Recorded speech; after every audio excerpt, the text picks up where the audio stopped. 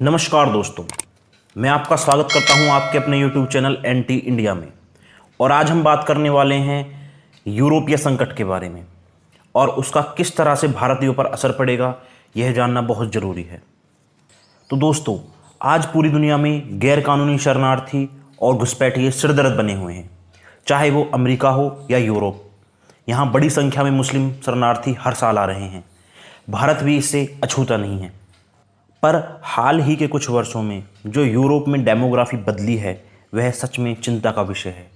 और इसका सबसे बड़ा कारण सीरिया, इराक और ईरान से आए मुस्लिम शरणार्थी हैं। आज यूरोप का हर देश इन शरणार्थियों से परेशान है। वहीं स्वीडन, जर्मनी, इंग्लैंड, बेल्जियम जैसे देश गृह युद्ध की कगार पर हैं। अगर इंग्लैंड की बात करें तो वहाँ मुस्लिम की आबादी 16% तक हो गई है और इंग्लैंड के बकिंघम शहर को आतंक का केंद्र बना दिया गया है। वहीं अंग्रेज भी इस्लाम कबूल कर रहे हैं और अपने ही देश में जिहाद फैला रहे हैं। वहीं अंजुम चौधरी जैसे मुस्लिम नेता साफ तौर पर इंग्लैंड की रानी के महल बकिंघम पैलेस को मस्जिद बनाने की बात करते हैं। इन शरणार्थियों से पूरा यूरोप युद्ध की कगार पर खड़ा हुआ है। अगर द टेलीग्राफ की रिपोर्ट की माने तो 2050 तक इंग्लैंड पूरी तरह से एक मुस्लिम मुल्क बन जाएगा। अभी स्वीडन में 30% मुस्लिम जनसंख्या हो चुकी है, क्योंकि पिछले कई सालों से यूरोप के अंदर सबसे ज़्यादा जो शरणार्थी आ रहे हैं वो स्वीडन में ही आ रहे हैं।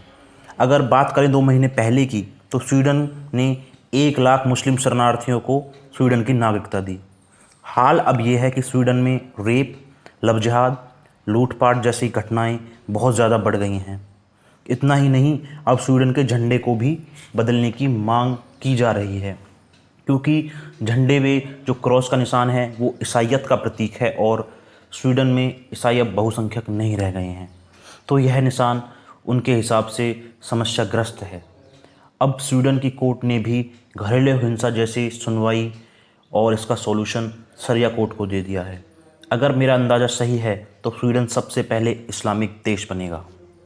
वहीं जर्मनी जैसे देश जो अपनी सुरक्षा का वादा करते हैं, वहाँ पर शरणार्थियों द्वारा रेप, लूटपाट की घटनाएं बहुत ज़्यादा बढ़ती जा रही हैं। वहाँ 26% मुस्लिम माइग्रेंट्स हो चुके हैं। 2008 की एक रिपोर्ट की बात करें तो पूरे यूरोप में ईसाइयों पर हमले 285% तक बढ़ गए हैं और ऐसा ईसाइयों को टारगेट करके किया जा रहा है, जिससे यूरोप में मुसलमान अपनी उपस्थिति दर्ज करवा सकें। ऐसी हजारों घटनाएं यूरोप में प्रतिदिन बढ़ती जा रही हैं। फिर चाहे नीदरलैंड में एक साजिश के तहत इजरायली बच्चे की हत्या हो, या स्पेन में जिहादियों द्वारा बम विस्फोट की साजिश, या बेल्जियम की राजधानी में मुस्लिमों का शरिया कानून को लेकर प्रोटेस्ट करना हो, यह सब यूरोप में अब आम घटनाएं हो चुकी हैं। इनके पीछे तुर्की का एक बहुत बड़ा हाथ है, क्योंकि तुर्की यूरोप में खिलाफत कायम करना चाहता है।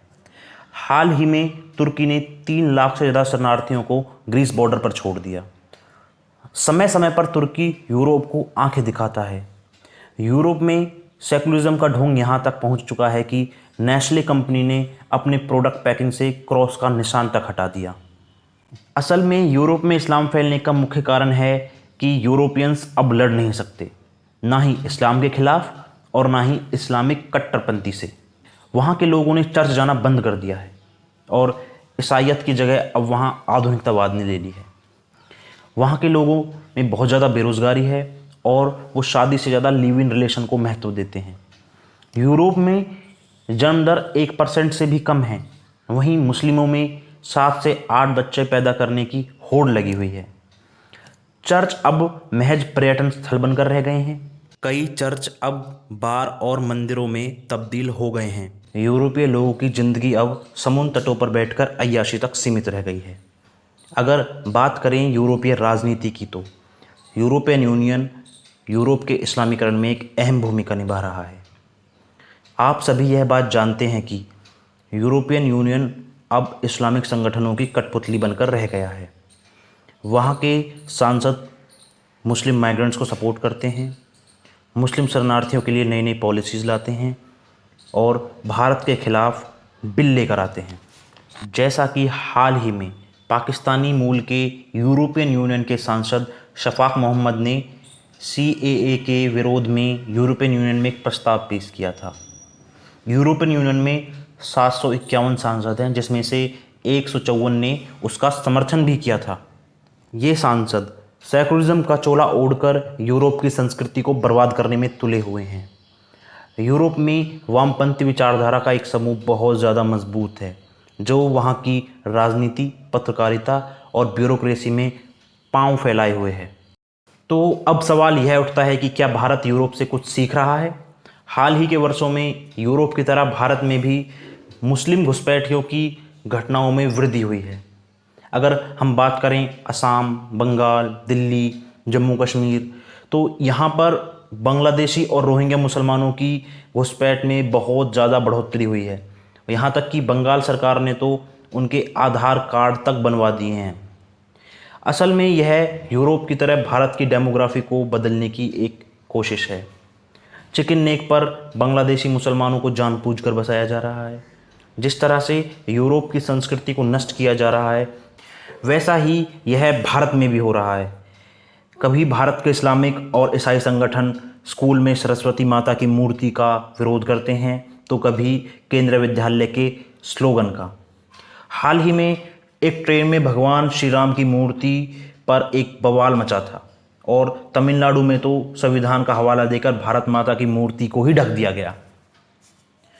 तो दोस्तों, वामपंथी गैंग में होड़ लगी हुई है भारत को बर्बाद करने की। हमें यूरोप की राजनीति से सीखना होगा, क्योंकि यहाँ के लिबरल पत्रकारों के आका यूरोप में बैठे हैं। यूरोप में अगर ब्लैक लिव्स मैटर का आंदोलन चलता है, तो भारत में दलित लिव्स मैटर, मुस्लिम लिव्स मैटर का। जब यूरोप का मुसलमान खतरे में होता है, तो भारत का मुसलमान ऑटोमेटिक असहज महसूस करने लगता है। यह प्रोपेगेंडा देश की संस्कृति को नष्ट करने के लिए चलाए जा रहे हैं। तो दोस्तों, आज का मेरा सवाल यही है कि भारत में NRC और जनसंख्या नियंत्रण बिल आना चाहिए या नहीं आना चाहिए। और अगर आपको यह वीडियो पसंद आई हो तो इसे ज़्यादा से ज़्यादा लाइक करें, शेयर करें, और अगर पहली बार मेरे चैनल पर आए हैं तो चैनल को सब्सक्राइब जरूर कर दें और बेल प्रेस करना ना भूलें, जिससे भविष्य में आपको मेरी वीडियो की नोटिफिकेशन सबसे पहले मिल सके। जय श्री राम दोस्तों, जय हिंद।